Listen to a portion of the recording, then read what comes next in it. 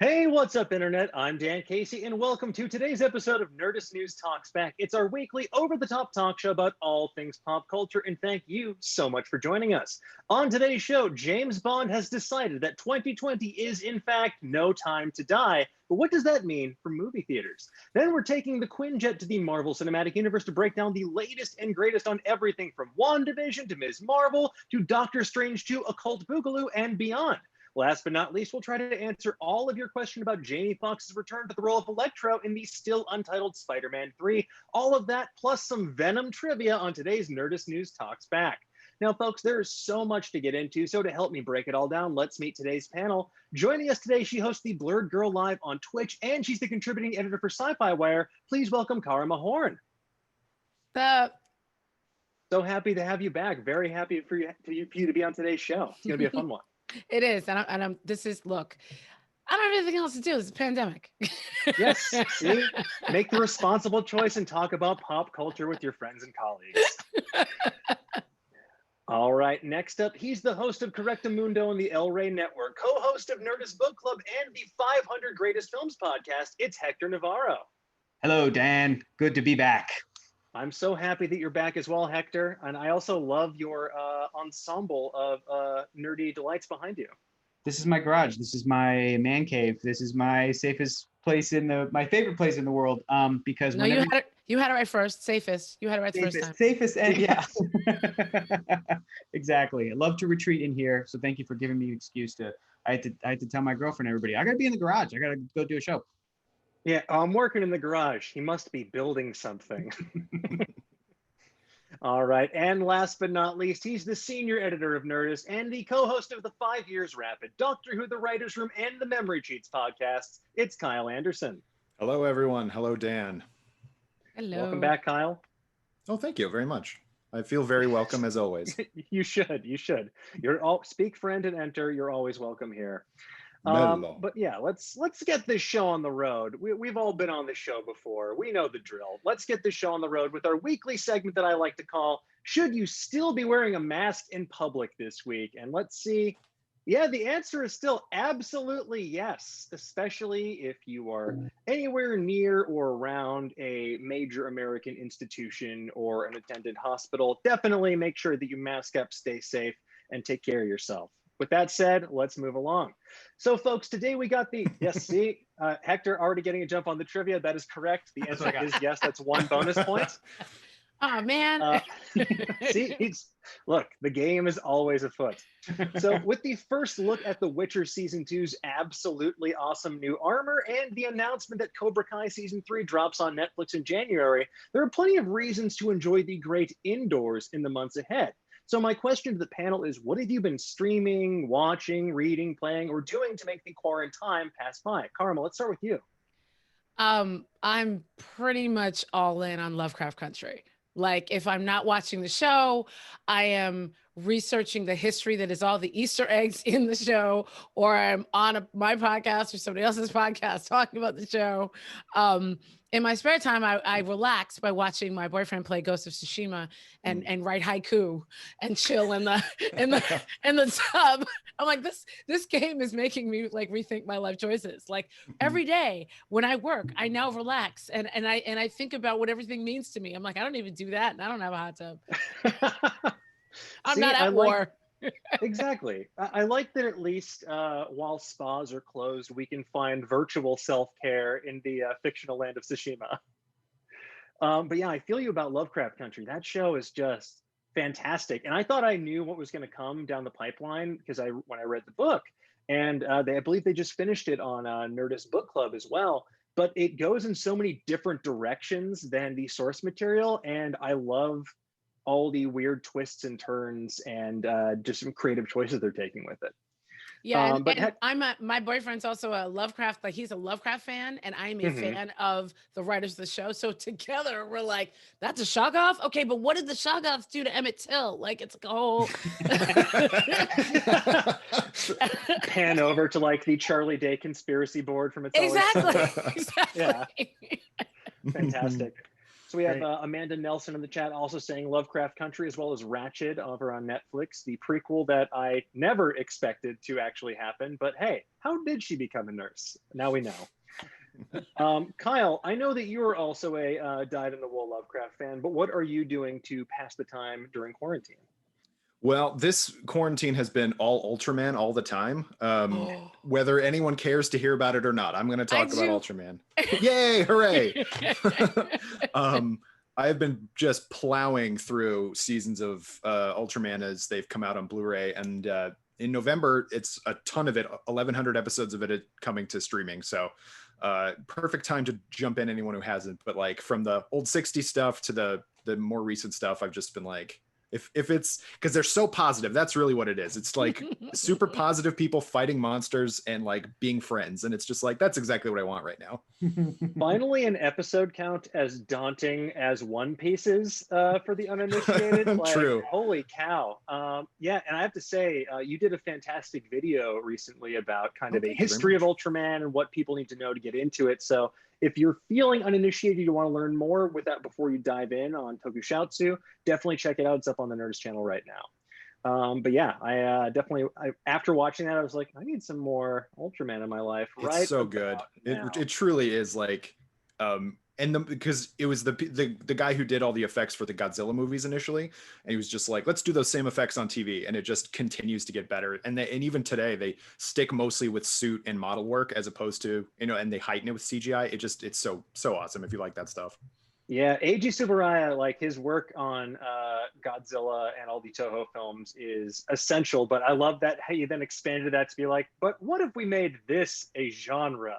Yeah, like the world needs people transforming into giant alien giants so they can do righteous battle with monsters, and not just monsters fighting each other. It's super fun to see when they redress old Godzilla costumes as other monsters, because it's very clear, and it's like, oh, so Godzilla's dressed up for a party and then fought Ultraman. That's fun.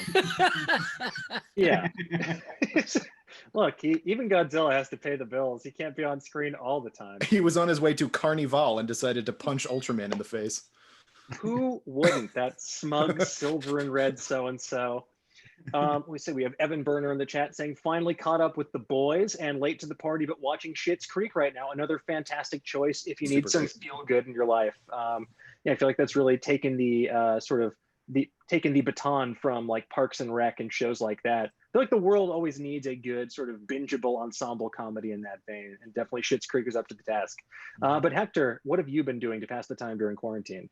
I worry that I'm about to become Andy Samberg from that Emmys opening song number where he was like, I've seen every show, and like goes into a bunker and to try to take advantage of quarantine to catch up on everything. But me and my roommates have been really enjoying Lovecraft Country. We have to watch last night's episode tonight, so we're not all the way caught up. We have been doing the new Fargo, which is really interesting.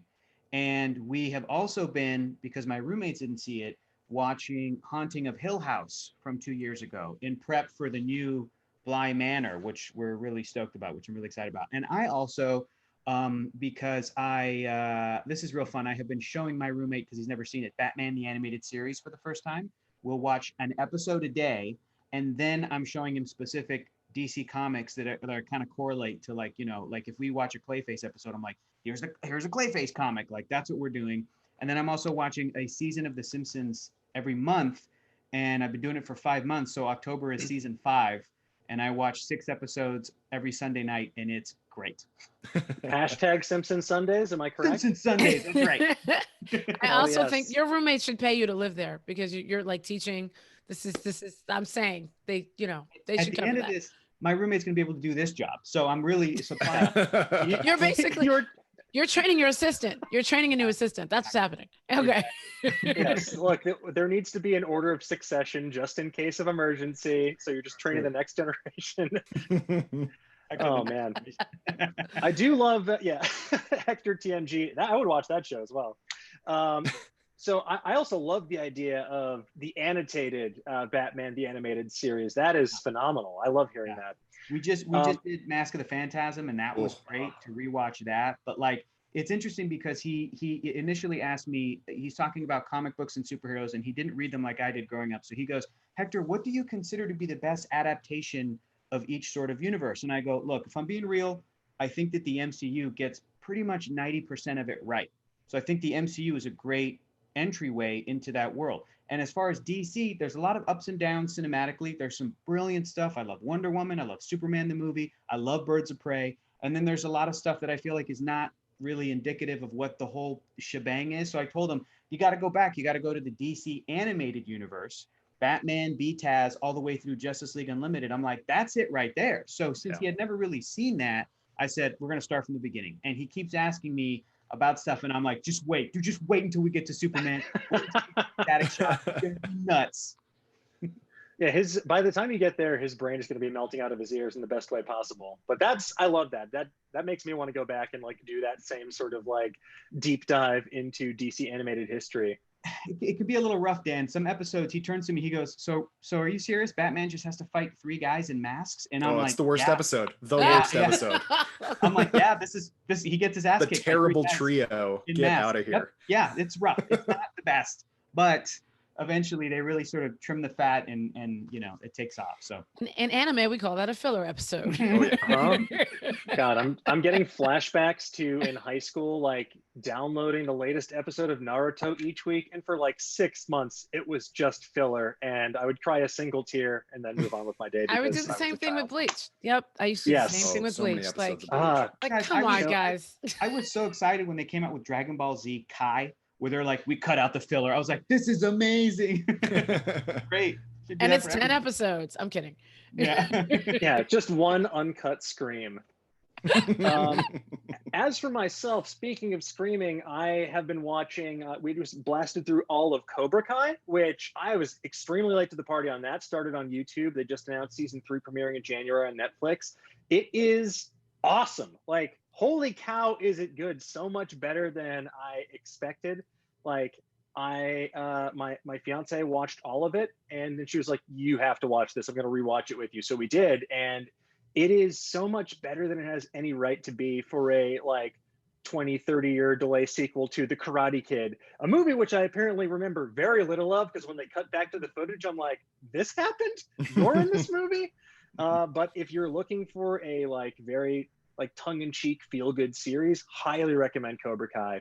As for something more tactile, I've been looking for something that is not screen-based, because so much of what I do is just like, okay, I spend all day looking at the bad computer, so now let me stop work and go look at the good computer for the rest of the night.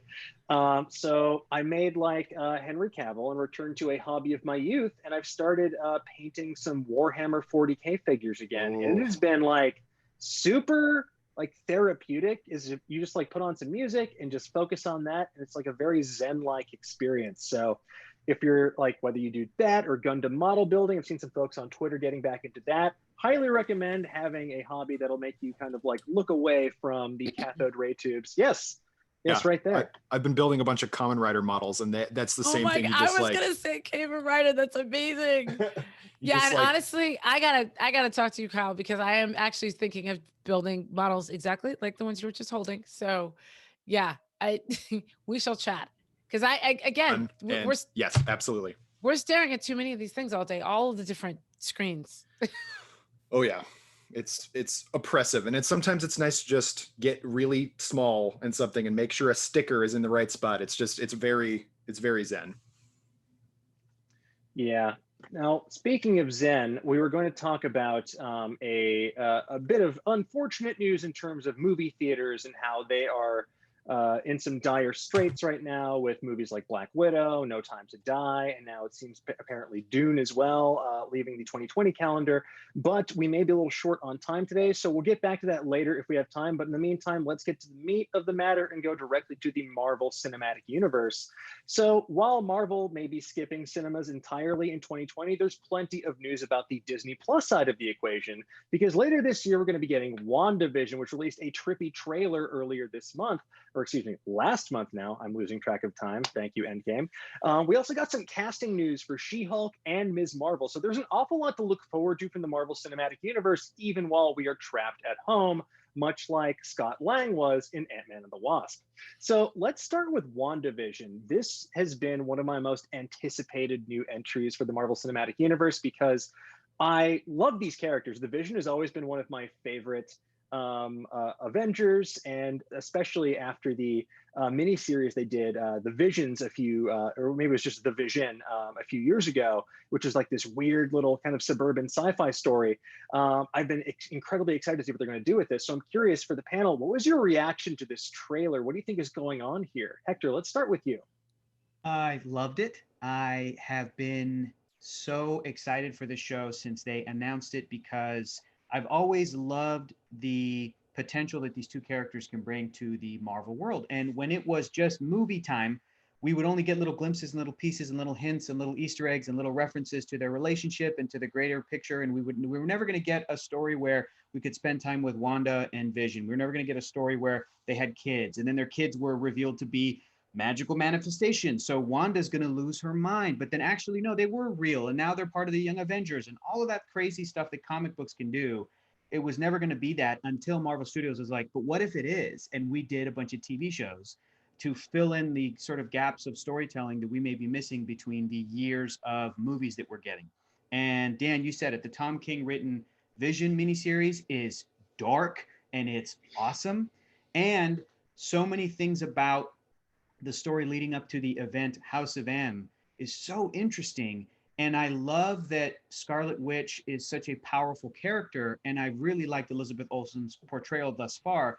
I just am really fascinated to see how that story might change and be updated because frankly, it's also kind of a bummer that one of the most powerful female members of a superhero universe is like the one who's like, oh, she's gone crazy. She's lost her mind. And that's always kind of been built into her character, sort of. But this is a different Wanda. There's no Quicksilver.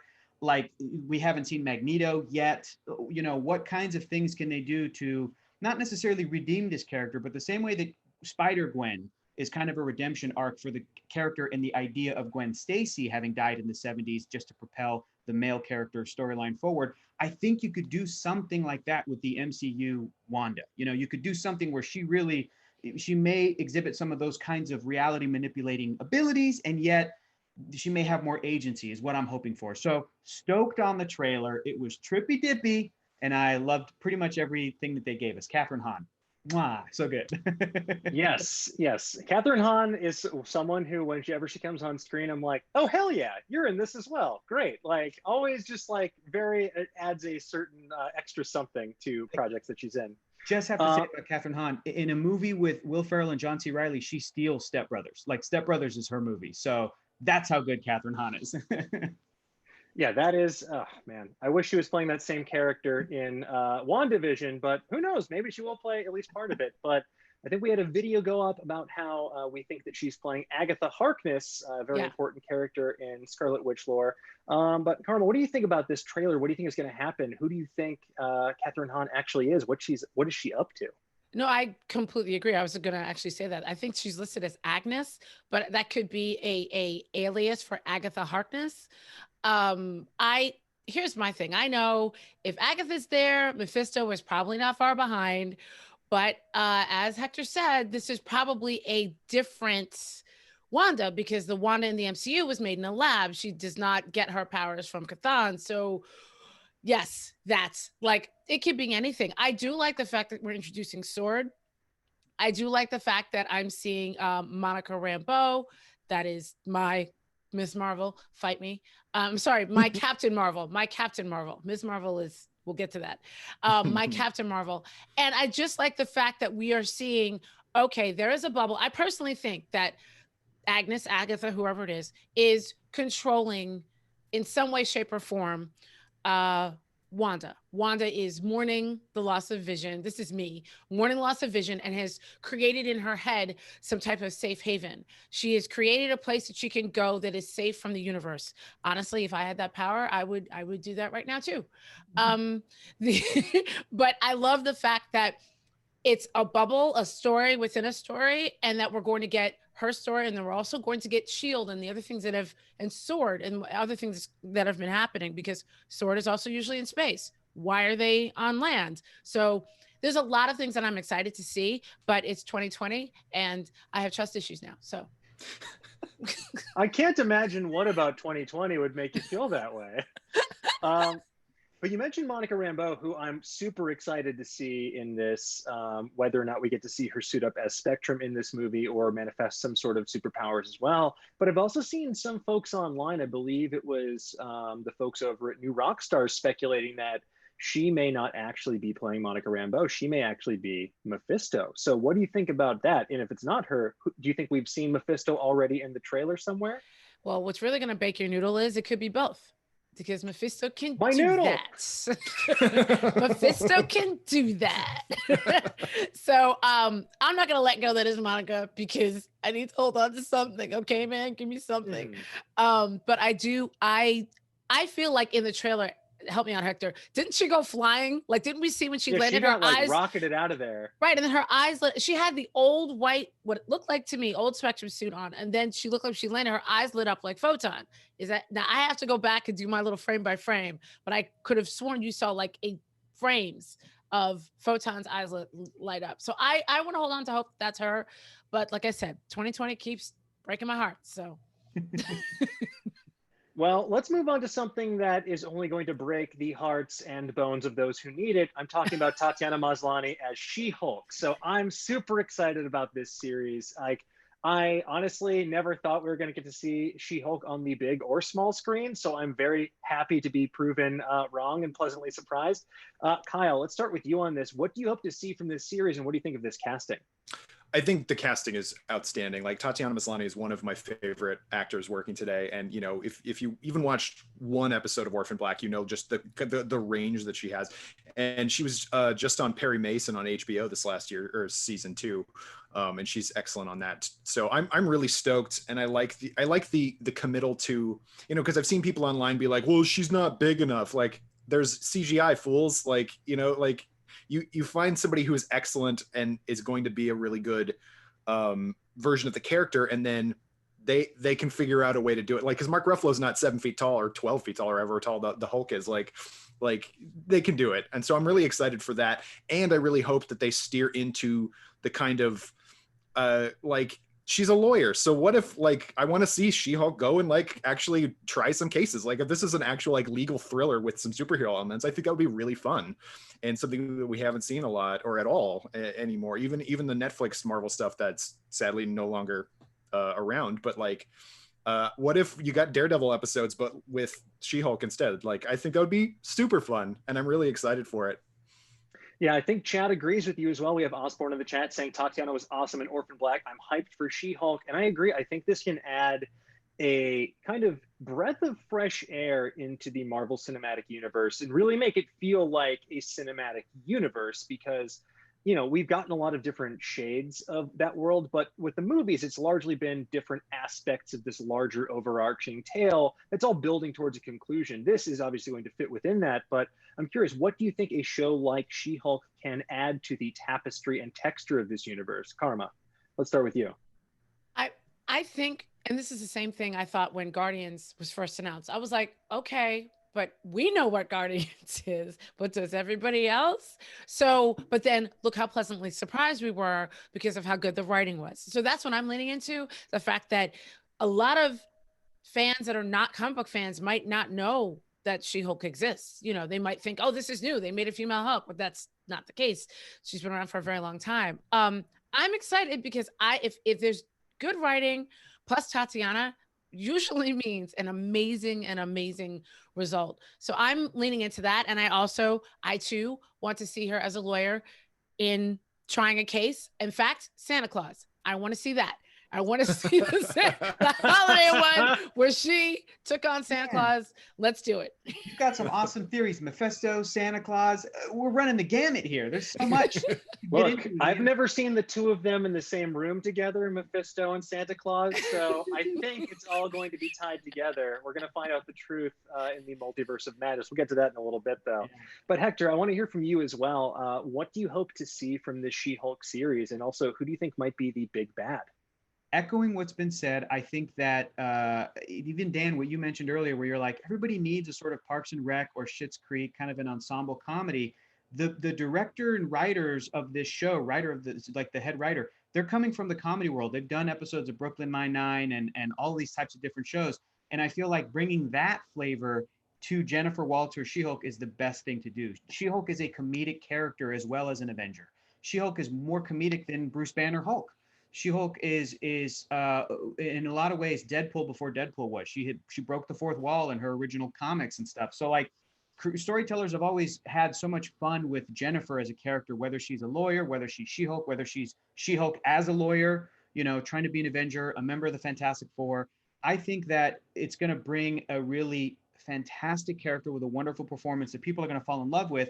And then when she inevitably shows up in an Avengers movie, audiences are going to be even more stoked. It's like, oh man, it's my favorite TV show character. She's in the Avengers. Great. As far as the big bad, I'm still holding out hope that you're going to bring William Hurt and try to set up a Red Hulk. I'm still holding out hope that Ruffalo is going to make an appearance. I would still love for them to introduce Amadeus Cho. I would love for this show to sort of sneak around the annoying thing where Disney doesn't want to work with Universal to make a Hulk movie. So just put all the Hulks in this show. Just do that workaround. You know, give me all of my Hulks. Give me Rick Jones. Give me everybody in this thing. And then we can see those characters sprinkled into various future MCU movies and stuff. So the only other thing I would love to see, though, before like Ruffalo retires, is, I know we were mentioning this before we went live, like hold off on Wolverine in the MCU for a while, but you got to give me a Hulk Wolverine fight. That's the way you introduce Logan, scrappy little dude. When Ruffalo is going to do his last appearance, either as a post-credit scene or like some, you know, he has to go into the woods and Nick Fury sends Logan to go take him out. That's boom, end credits. And then no, we have to see him rip him in half first. Yeah, right. Yeah, exactly. Don't worry, he got better. Yeah, I have to say, I think that was maybe the most cited moment when they first announced that Logan was happening. They're like, but how is he going to burst out of the Hulk? Like, when are we going to see that? Right. Where's old blind Jeremy Renner? This isn't the same. Yeah. Yes. See, I would have loved that. And then they get in the car for the cross country road trip, and he plays his own Jeremy Renner songs for some reason. Oh my God! It would just be the perfect example of vertical integration. I would love to see that.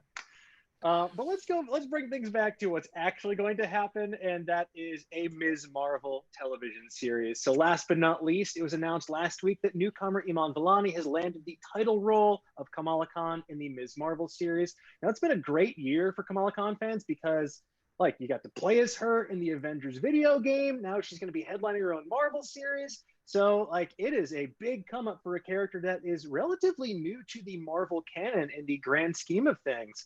So I'm curious, what do you think about this casting news? What do you hope to see from this show? And why do you think this character resonates with so many people? Hector, let's start with you on this one. She resonates because, and there's so many amazing things written about this character from so many other amazing writers and people that have really dived into why this character is so meaningful. There's so much stuff to go find online that's great. She resonates to me, I feel like, because she echoes that Peter Parker feeling. She is Peter Parker for a new generation. In a lot of ways, so is Miles Morales. And I think something like Spider-Verse really gave Miles much more of like an identity, and I feel like a uniqueness, versus he's kind of echoing, you know, following in the footsteps of Peter, being this nerdy teen kid who's a superhero. But I think Kamala Khan has so much of that, and she brings so much important and amazing and hilarious and funny and real authenticity with her family background and with her religion and with her you know, her culture and everything that is, even though my parents are from an entirely different part of the world, I'm reading her comics and I'm like, this is so relatable to me because I'm the child of immigrants, and I can understand that those kinds of struggles and those kinds of challenges and stuff, all while being a huge fangirl or fanboy. She is a fantastic character for those reasons. She's not just a great push for diversity, which is very needed, but like the storytellers have backed it up with a fantastic character. So that's why Ms. Marvel is absolutely awesome. I can't wait to see her. Yeah, and I think you also hit the nail on the head with that comparison to Peter Parker. She is that kind of like audience surrogate character in a way, because she starts out as this like superhero super fan. And then it answers the question of what would you do if you were suddenly given these amazing powers like your idols? And like so many like the Marvel Cinematic Universe and like superheroes as a whole are like the dominant global popular culture right now. So you have all these people growing up thinking about that exact question and having a character, an actual young person. It's like why Tom Holland felt like such an exciting breath of fresh air in the Marvel Cinematic Universe. An actual young person and their POV into this world, I think, is going to be incredible, especially bringing. Yeah, yes. So your answer is right there. Yes. But yeah, I'm incredibly excited to see what Iman Vellani will add to this character and what they will do with the Ms. Marvel television series. But in the interest of time, I want to keep things moving along real quick. I want to move on to Doctor Strange and the Multiverse of Madness very briefly. I think this is very interesting because it connects directly to WandaVision, as has been announced previously by Kevin Feige. So clearly some reality bending nonsense and stuff is going to go awry in WandaVision. We also know the timelines have been all jumbled up thanks to Endgame. But I'm curious, what do you hope to see from this movie? Are there any specific multiverses you think would make a good fit for this movie?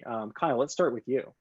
Well, I really liked the fact that, so we knew that Wanda was going to be in Multiverse of Madness right away. They're not hiding it. So that it ties directly into WandaVision, or WandaVision ties directly into the movie.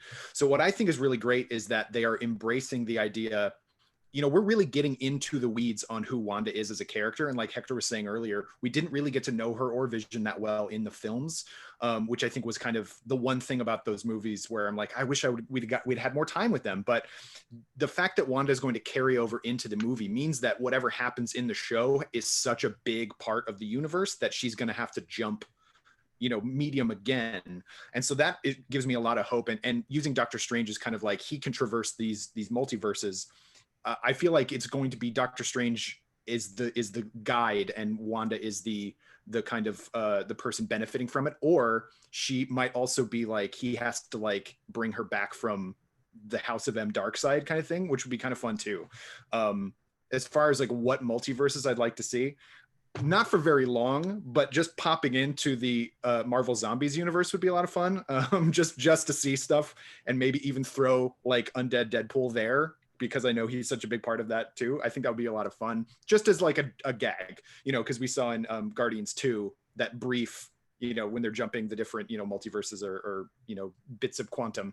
I think that would be really fun. But yeah, there's so many great, and the What If series that's coming out too is a good way to like establish those other kind of like possible universes.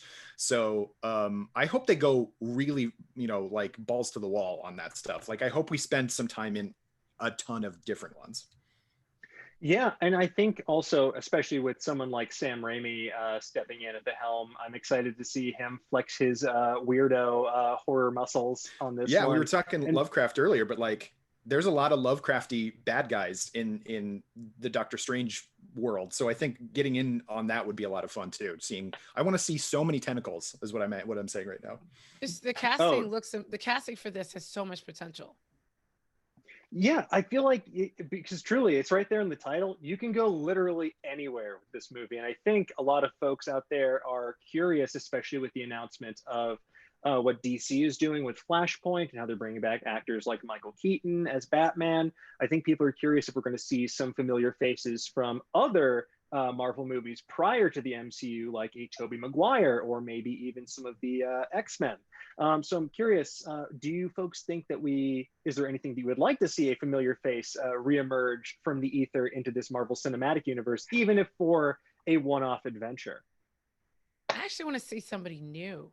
Like I keep seeing these rumors of the casting announcements for America Chavez, and I want America in this. Like I saw several things that said they were looking for a teenage Hispanic girl to be a supporting lead. That sounds like America to me. I also really, really, really, really, really want Brother Voodoo. His brother was in Doctor Strange. Like, remember when Doctor Strange got tossed out the Sanctum and then ended up in the Sanctum in New York? Remember the black guy, like for 5 seconds before he got killed by Caecilius? That was Daniel Drum, and Daniel Drum is Jericho Drum's brother. So, and his powers in the comics come from his connection to his very magical, very dead brother. So I feel like America and Brother Voodoo are the two people like I'm super excited to see. If they do a multiverse and bring some other people back and around, I just think it would be hilarious if Brother Voodoo was gonna like fight about whose magic is better with Stephen Strange. I just think that would be a hilarious scene. Yeah, and I think his in his like natural arrogance, Stephen Strange, he's someone who thrives off that kind of rivalry. Like, you already have the comic foil with Wong only laughing at his jokes because he's his boss and just like putting up with his nonsense, but giving him an actual rival, someone who can sling magic as good, if not better, I think that would make for an excellent dynamic in there, especially after the events of Doctor Strange and presumably whatever happened in the intervening years. The world seems like it needs a couple more sorcerers because they're short. Caecilius short a few. did a number on them. So Yep. I'm very intrigued to see what's going to happen down the line there. But let's move away from one multiverse to one maybe multiverse, maybe not, but certainly surprising announcement. And that is that last Thursday, the world lost its dang marbles when the Hollywood Reporter reported that Jamie Foxx would be reprising his role as Electro in the Tom Holland starring Spider-Man 3. Now you may be asking yourself, why would he do this? Is this the same version of the character from Amazing Spider-Man 2? Is Uncle Ben still dead? Well, we're here with great power and great responsibility to break it down in excruciating detail for all of you. So he also had a deleted Instagram post Jamie Foxx posted last week, artwork featuring 3 different Spiders-Man or Spider-Mans or Spider-Man, depending on how you pluralize it, and revealed that this version won't be blue, but will be badass, which I like that promise, but I'm curious, what do you make of this announcement and what do you make of that teaser? Now, Hector, I saw you getting excited there. Let's start with you. There was also some internet reporting where somebody tracked down. I love this, by the way, because people forget Kevin Feige has also been working on these movies for 20 years. Even if Marvel Studios didn't exist for 20 years, he was an associate producer on the first Spider-Man movies. And so I think that's part of the reason he has that kind of good relationship with Sony. In the same way that there was a quote from Kevin Feige on the back of a Spider-Man comic that I have, I think a J. Michael Straczynski, where like Peter Parker, like he had a secret finally revealed to Aunt May. There's some pull quote from Kevin Feige again in like 2004 being like, hey, I'm working on the Spider-Man movies and I love this moment and it's my promise that we're going to try to put this up on screen at some point. Cut to, I don't know, 5 Spider-Man movies later, it didn't happen. But as soon as Homecoming did, Kevin Feige came through with that promise. Now, people found some other quote where through the Sony email leaks, there was apparently an email from Kevin Feige to Sony after The Amazing Spider-Man 2 and like an early cut where he said something like, love Electro, think he's great. I don't know if we need the scene with him in his apartment with the birthday cake. It's kind of like wacky, kind of a little zany, maybe difficult to connect to the character. Something like that is what Kevin Feige said. I think that's a really good instinct and I agree with him. I love Jamie Foxx in this role, but I don't like the Max Dillon part of the role. I think it's very cartoony. I think I don't think that stuff works. But as soon as he does become menacing and he's going like little spider, like doing his Jamie Foxx thing, I'm like, this is a cool Electro. The thing is, I think that the Sony Spider-Man movies have a bunch of kind of swings and misses. I think one of the misses was to make Electro sort of a main villain. Max Dillon is not that guy.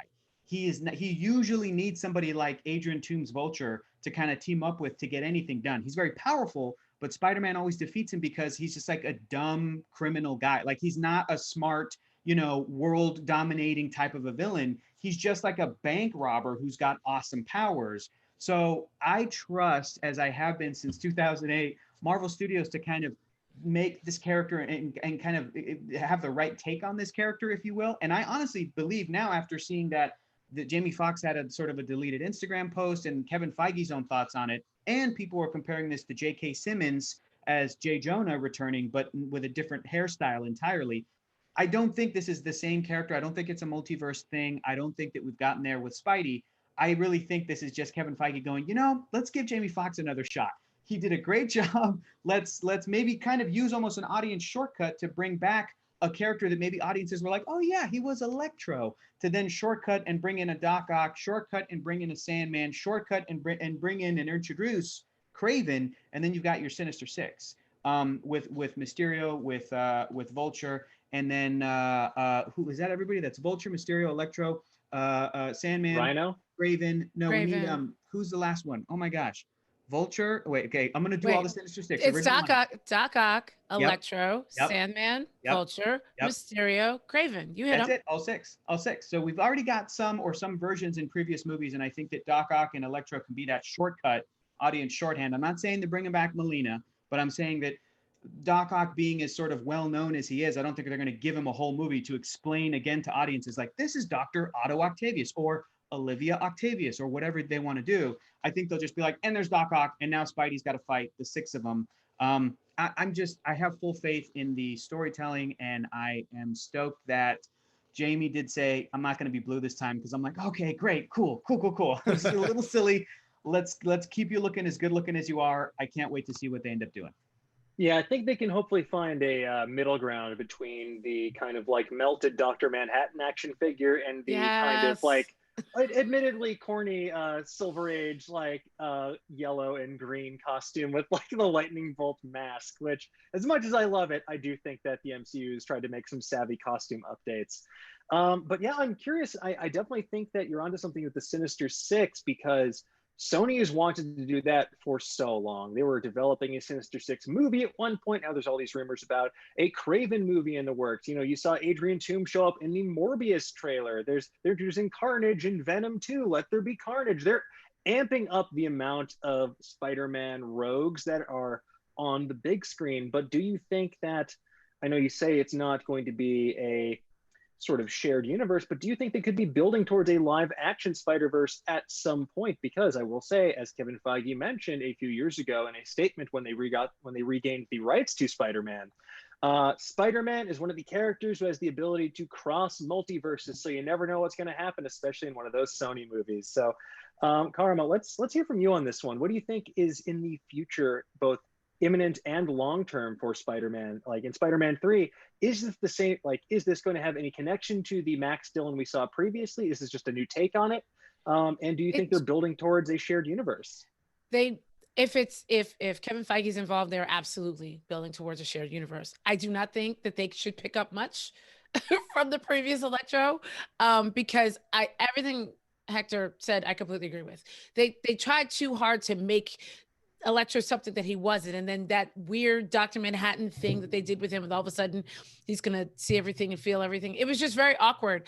And one of the mistakes that Sony movies made was they always had one too many villains. It's like, wait, which one's the bad guy? Who am I looking at?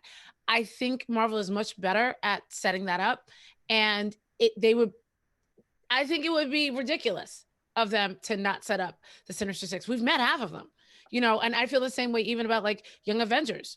All you got to do is add 2 or 3 more characters to Wanda and Doctor Strange's movie and everything, and you have everybody else we've met in Infinity War, and you have a Young Avengers live action movie. So I think they're setting all these up, and as long as that Young Avengers comes out after Blade, I'll be fine with it. But they need to stop pushing Blade. When they turn the planet back on, Blade needs to go into production. Immediately. But no, I honestly think that clearly Tom Holland is the right age for somebody to sign a contract for like 30 years, and and everything that they're building makes perfect sense. And honestly, I mean, I would love to see some of the old, I know Hector, you said you not necessarily Melina, but I think it would be hilarious to have like a aged, Doc Ock come back and go, yeah, you know what, maybe I will try this again. And I would love it. And then also in the comics, there were so many different versions. There was Sinister 6, Sinister 7. Hector, wasn't there Sinister 12 at one point? You know it. And then at some point, like Doc Ock's brain got put into Peter Parker's. It was so there's a lot of material. So they could, extend this rogues gallery through several Spidey iterations. And they've also already proven that within the MCU, they can bring in smaller villains or just other villains, and they don't like overshadow. Like Homecoming is a great example, because Toomes is very clearly the main villain of that movie, but you also have Shocker, you also have Scorpion, and then you also have, just kind of mentions here and there of other characters. And I think that that's like, wasn't the Tinkerer in there too, or no? Am I wrong? Tinkerer, Chameleon. Yeah, he supplied right. a lot of these. Yeah. Yeah, that's right. So there was a Russian guy that was like, "Oh, is that the Chameleon? That's going to be the same name as Chameleon." Yeah, Yes. exactly. yeah, so they're able to do that. They're making the Spider-Verse or the Spider-Man world within the MCU big already, and just like and Jamie Foxx is a good actor, and I think seeing him again in this role, I think if they did it like visually the same way that they did it in the PS4 game a couple years ago, where it's similar, kind of like veiny and everything like that, but he's not blue for no reason or anything like that. Look like a particular Otter Pop that I liked when I was a kid is what he looked like. But honestly, if they took a couple storylines from that game, it would make an amazing movie. I don't know how many times I've looked at that game going, God, like if you look at all the stories together, I'm like the cutscenes together, I'm like, this is the movie that we haven't had yet. Yeah. And that's also where you meet a lot of the Sinister Six. Mm-hmm. Like I know Negative Man's not one of them, but just saying. But could be. I mean, like the Spider-Man has arguably the best rogues gallery, possibly only second to Batman in all of comics. Correct. And so put as many of them in there as you want. Like the idea is Spider-Man is alone against a city full of bad guys, basically. And I like that idea. Like when the Avengers have giant world things to take care of, but give us like actual villains for Spider-Man to take care of in New York City. And the game is a great template for that. And I think that the movies are setting up that in a really nice way. And so, yeah, I don't think there's any reason why we couldn't have Electro as just one of the Sinister Six in the next movie, all like, and led by Kraven, who's leading a hunt against Spider-Man. I think that would be the best movie they could possibly make right now with what they have. Yes, I just feel that right now the race is somehow between Marvel Studios and Sony to who can establish the Sinister Six team first, because as soon as one of them does it, the other one can't. And I'm really hoping it's Marvel Studios and not, hey, we've got Jared Leto Morbius, and he's going to fight Tom Holland, and you're already like, stop. I don't care about this whole villain spinoff that Sony's really trying to do. It feels corporate greedy versus the MCU has felt as though they understand the formula of individual movie sets up a character, individual movie sets up a character, individual team up movie. They've done that. That's their whole thing. So I'm hoping that Sony can just kind of let them do that with all of the top tier Spider-Man villains. And then Sony can do movies like Morbius and Silver Sable and whatever other side stuff they want to do. And Eddie Brock, Venom, Tom Hardy, they can do as many Tom Hardy Venoms as they want. But it's the second they have a Tom Holland crossover, the second they have Tom Holland show up in one of those movies, it's going to dilute it and go, oh, so is this part of the, okay. That's how you end up with extraneous Quicksilvers. You can never have too many Quicksilvers because they will always make sure that they all die off. The universe is healing. Quicksilver is gone once more, and they will never find their dad. No, never. You can't outrun trauma. That's the big lesson of Quicksilver. So one thing that I do think is eventually going to happen, it's probably not going to be Spider-Man 3, but I do think they are going to cash in on this multiversal doorway they've created, because, you can have, I agree that it would dilute sort of the magic of the MCU, but you can have that Tom Holland appear if you then later explain that this is part of a multiverse, and then you pay that off by having one movie where you get to see all three of those Spider-Man actors together. Because I do think that is something that would just print money, and hopefully they could do it justice once they lay the groundwork. Something I would love to see Sony do is not the Sinister Six, but I'd love to see them do the Superior Foes of Spider-Man, which was a short-lived series that is, if you haven't read it, it is phenomenal. It's like basically all these like Spider-Man villains like teaming up together, but they're not that great at their job. It can be kind of like the Suicide Squad for the SPUMC or the Sony Pictures universe of Marvel characters, if you are someone who likes words said in their entirety. But I will say, I also saw something in the chat that I really love from Wendy, and I apologize if I'm going to butcher your full username, Nigaban, and they say Tobey Maguire as Doc Ock. So I'm curious, what do you folks think about that bit of casting? Hector seems to say no. Oh. I don't, no. I can't think the guy that said, punch me, I bleed, as some kind of a threat, menacing character. I mean, I love Tobey, but I think Tobey is best at sort of the indie drama genre. You know what I mean? He has never been a super charismatic Peter for me, a really funny, engaging Peter. And not that Dr. Octopus Otto Octavius has to do that. And I love the idea of paying tribute and homage to what came before. I think J.K. Simmons as Jonah is that. I think that that's the MCU acknowledging, look, we would not be where we are today without the Sam Raimi Spidey movies, without everything that came before us. And we can all agree the best thing about those movies was J.K. We're going to bring him back. Nobody else could play Jonah. But I would rather see Toby play some other Marvel character in the MCU if we're going to bring him back for something. I've seen a lot of really interesting casting choices for Doc Ock. There's a lot of potential out there.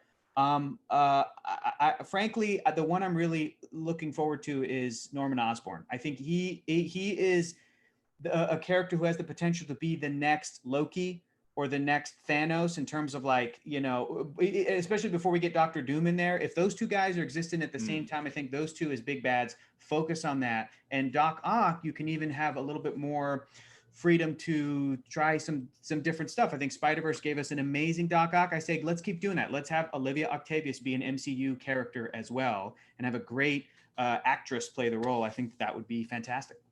Hector is all about that Catherine Hahn all the time, always. The only thing I definitely don't want Toby to come back and play is Uncle Ben.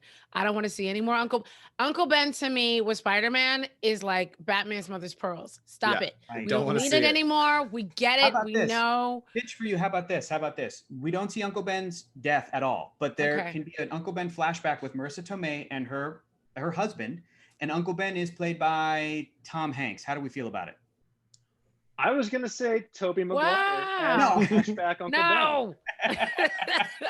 But just to see hear me out on this. You know, Marissa Tomei talks to Ben for a second, or maybe another actor who plays a young Peter can have a moment with Ben, and he's this amazing, lovable guy who we see for 2 seconds, and then that's, you know, we can feel an impact.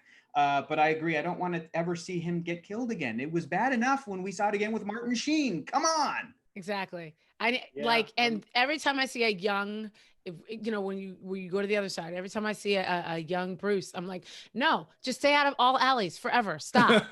Like, never go in there. It's just one of those tropes that it takes up screen time that can be given to something else. Or if you're going to do it in the title sequence. Just do something quick with some news headlines. Make it a joke like in Teen Titans Go to the Movies. Yes. Martha Wayne up. When they ran back in and handed her the pearls and ran back out. Yeah, that was epic. I feel like at this point, now that we've had basically like 20 years plus of superhero movies, we're like, okay, you guys know whose parents are no longer with us, right? We're gonna skip that bit. You guys understand origin stories. We're gonna give you a gimme on that one. It's just a good way to know that the filmmakers don't know anything else about those characters. So let's move on. We can do whatever a spider can. That seems ridiculous. Yeah, nobody knows who he is. That's the electric company. Yeah. Oh boy. Well, with that, we are done with the news for the day, but now it's time for some good old-fashioned Nerdist News trivia, and we here at Nerdist News Talks Back Institute for the Trivial Arts like to connect our trivia to the barest of threads. So given that today is the 2-year anniversary of that modern cinematic classic, Venom, hitting theaters, remember those? Today we're going to be challenging our panel to some Venom trivia, so knock, knock, and let the knowledge in. All right, question number 1, folks.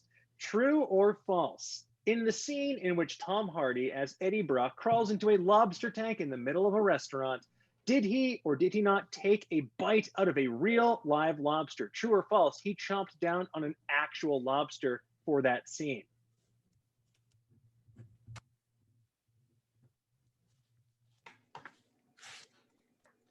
All right, do we have our answers, folks? Let's see them. Okay, well, let me just make sure I read that. So true or false, he bit into a real live lobster. Mine's true. Okay, I'm sorry. After I did it, yeah. Okay. The answer is false. Although he shot a version of the scene in a tank with live lobsters, the one he actually bites into was made of candy coating and filled with marshmallow and chocolate goo. But I have to say that was the scene in the movie where I lost my goddamn mind. I could not believe it. It's just truly master class in character building. I can confirm. I believe I was sitting right next to you during that streaming.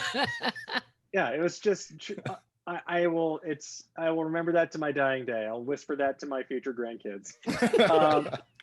All right, question number 2. In the Spider-Man universe, there are more symbiotes out there than just Venom and Carnage. So which of the following is not a real symbiote in the Marvel Comics universe? A, Phage, B, Riot, C, Gangrene, or D, Lasher? A, Phage, B, Riot, C, Gangrene, or D, Lasher? Which of the following is not an actual symbiote in the Marvel Comics universe? And while I'm filling for time, if you remember the awesome McFarlane Toys versions of these characters, you know exactly what I'm talking about. They rule. Just incredible sculpting. All right, let's see those answers, folks. I don't know where I You am are on all this. correct. Gangrene is I don't think I not spelled it right, one of but the multicolored symbiotes that, or as early trailers would have called them, symbiotes. But let's just say they sowed their oats, and Hector's that's why shaking there's his so head. many of them. Look, Hector was I a may be fan. laughing, but I own Venom on 3D Blu-ray that I imported from Germany. It's a Well, of good course you time. do. What are you going to skimp on 3D for that one? No way. It's a good time in 3D. Yes, it is. It is I feel like it's one of those cinematic experiences best shared with friends. Let's move on to question number 3. True or false? Tom Hardy considers Venom to be the coolest Marvel hero because, quote, he has a brazen swagger and a zero foxtrot attitude. True or false? Tom Hardy considers Venom to be the coolest Marvel hero because he has a brazen swagger and a zero foxtrot attitude.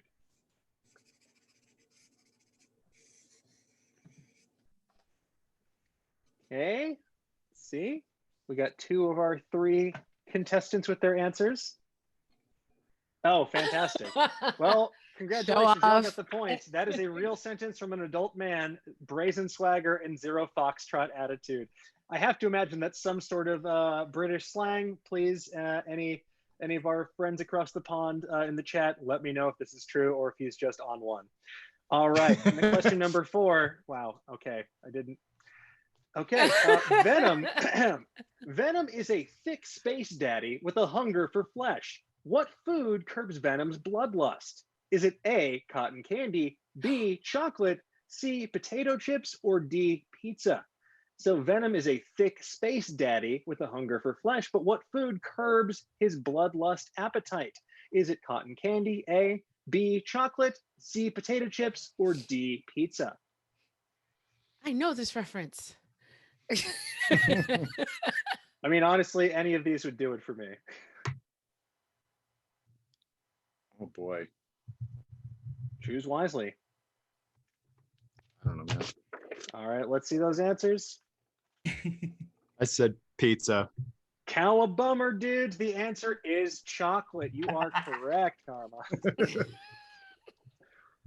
All right, moving on. And that's so totally random how I know that. It was like one of those, like, you know, when you're looking up other stuff and you come across those trivial lists.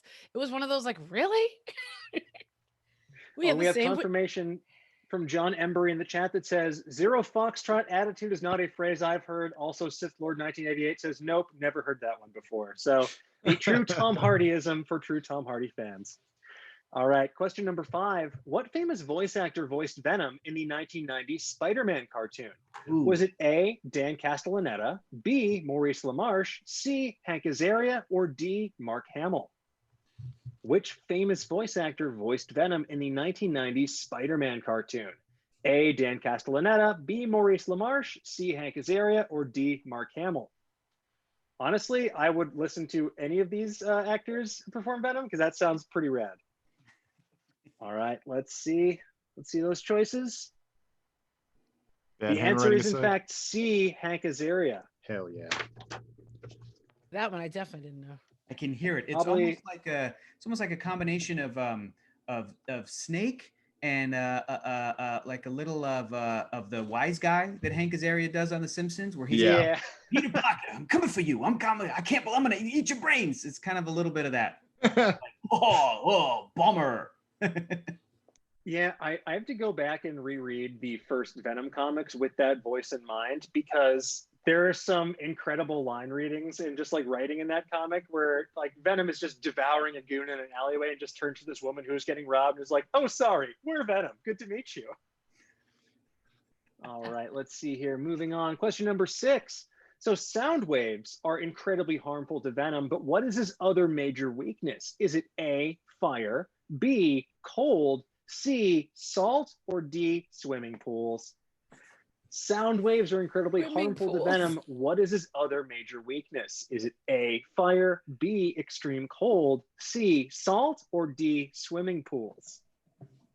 Yeah, he's like a sim when you delete the ladder. He just is absolutely helpless.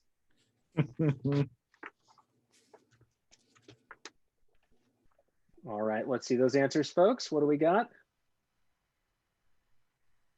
Kyle, I'm sorry. The answer is A, fire. Well, everyone's weakness is fire. Well, You know what? You're not wrong. tell that to Johnny Storm, as played by Tobey Maguire. Anyway, Oh no! no, he would not be a good Johnny Storm. 47-year-old Human Torch. I'm a cool teenager. What do you want? Oh my god! All right. Moving on. Question number 7. True or false? Venom was originally supposed to be a woman. True or false?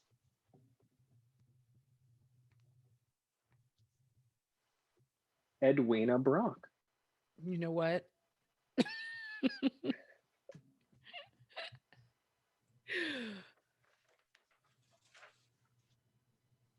All right. Do we have our answers? You are all correct. Venom creator David Michelini originally pitched Venom's host human as a woman who blamed Spider-Man for her life falling apart, rather than a man who blamed Spider-Man for his life falling apart. So could have had a very different Marvel Cinematic Universe and a very different Marvel Comics. Moving right along to a symbiote of a different color. What is Carnage's human name? Is it A, Horatio Hornblower, B, Cletus Cassidy, C, Craig Cornwell, or D, Mason Maxwell? The worst part is that all of these feel plausible as comic book character names. Just like Blackagar Boltagon. Which is, to quote Dan Casey, objectively dumb. Yes, I want justice for the Inhumans, but I'll have to wait until the Ms. Marvel series for that. All right, moving right along. Okay, question 8. Did we lock in our answers, folks? Yep. I was gonna say I just guessed. The answer is B, Cletus Cassidy. Sorry, Mason Maxwell is I will say that is like ripe for a villainous name right there. Like that dude definitely is an evil businessman. Venom is actually not one of the, like I said, I'm still reading Venom because that was one of the big ones that I was into. Oh yeah, I definitely missed out on the Venom craze when I was a kid. I went back and reread some stuff recently, some stuff that But Hector, you reread everything. You're a walking encyclopedia. I know, but I reread some Venom stuff that I thought was great, and I reread it and I was like, oh no, it's bad. I was a child. Oh no. Oh, Yeah, it's the worst feeling when you go back to rewatch something or revisit something. I got yelled at the last time I revealed the thing I revisited that turned out to be not so good in hindsight. But oh no. I'll just say, well, no, I'll leave it a mystery for now. Let's move on to question number 9. The answer is Fern Gully. It was Fern Gully. It doesn't hold up. Aw. But question number 9 does hold up. Which of these Marvel characters has never been host to the Venom symbiote? Is it A, Flash Thompson, B, Mac Gargan, C, Scott Summers, or D, Carol Danvers? Which of these characters has never been a host for the Venom symbiote? A, Flash Thompson, B, Mac Gargan, C, Scott Summers, or D, Carol Danvers?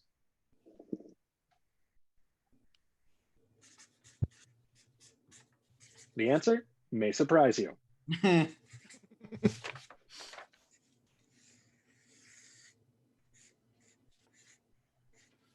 All right. Let's see those answers, folks. You were all correct. Scott Summers has never been Venom. He's been part of the Phoenix Force. He's been a real mean guy lately, but he's never been Venom. All right, and our final question, true or false? Tom Hardy acted opposite of basketball player Boban Marjanovic, who is the stand-in and voice for Venom. True or false? Tom Hardy acted opposite of basketball player Boban Marjanovic, who is the stand-in and voice for Venom.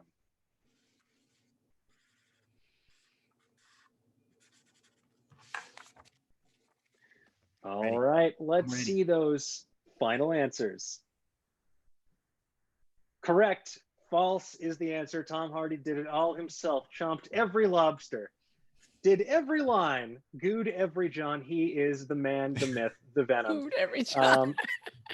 I will say my favorite line, I just have to put this out there for posterity while our supercomputer tabulates the results, is that there's a scene at the end of the movie where they're sitting on a stoop, and you have Eddie Brock sitting there with Annie, and she goes to him and turns and says, "Sorry about Venom." And that's when I truly thought this movie went from like not great to a masterpiece, because were they apologizing for the movie I just watched while it was still happening?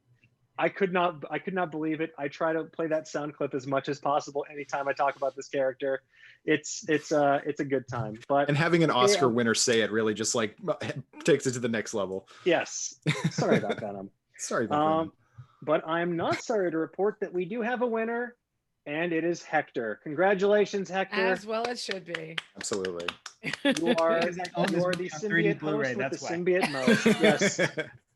It's the 3D Blu-ray that puts you over the edge. You know, our judges are German, so they were glad to hear you supported their local Blu-ray economy. They really appreciate it. And now, Hector, because you are our winner, it's time for our 30-second soapbox. This is the time to get whatever's on your chest off your chest. Talk about anything you want. As our newly crowned symbiote king, you're up first. So what do you have for us? First off, don't listen to the president. He's an idiot.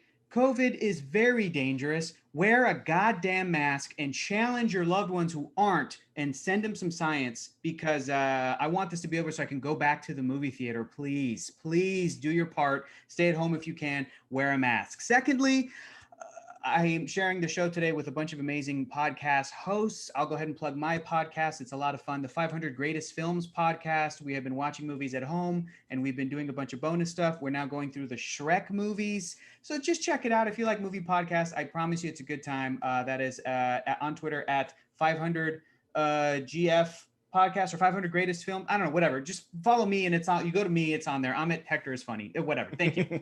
I can confirm it is linked in your bio. It is. Awesome. All right, Karama, you're up next. What do you have for us?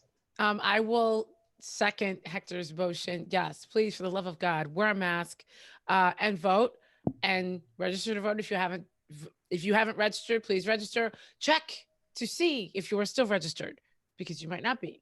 So check on that and then vote, for the love of God, so that we can start changing things. It's not going to be perfect right away, but we can start making a change.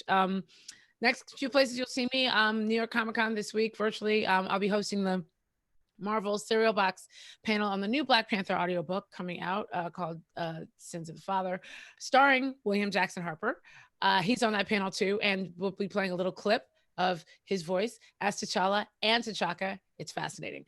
The new season of The Blur Girl Live returns to Twitch, OSN NYC channel on the 20th of October, and my podcast is up bi-weekly. And on the 24th, you'll see me at Afro Comic Con. You'll start seeing some ads for that very soon. So keep streaming, keep watching. You guys know I'm always live tweeting Lovecraft Country on Sundays, and that is where you basically can find me most of the time. The Blur Girl, TheBlerdGurl on Twitter and Instagram.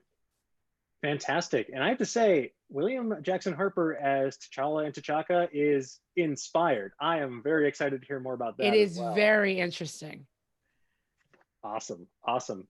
All right. Last but not least, Kyle, what do you have for us? Well, in a change of pace, I'm going to say that I would like everyone to go out there and vote and register to vote, so that right now it's a race between a mean-spirited bowl of urine and a pretty good book report, to quote Eugene Merman. So I really hope that you all go and vote, and also wear masks at all times when you're outside among anybody that you haven't been spending time quarantining with, because that's how the virus spreads. And if you care at all about your fellow people, even your family, just wear a mask, please. To hear more of my thoughts, you can go to my Twitter at Kyle D. Anderson. But I also want to say, if you like Halloween spooky type of things, Nerdist.com all month is gearing up for our Halloween season. We're going to have a lot of things about the Haunting of Bly Manor. We already have a lot of things about new horror movies that are coming out in the indie spheres. Since we can't go to the movies, we can at least VOD movies. And so you got a lot of good reviews coming up for that. And just a lot of fun horror movie content coming up for the next several weeks while you stay at home, wear a mask, register to vote.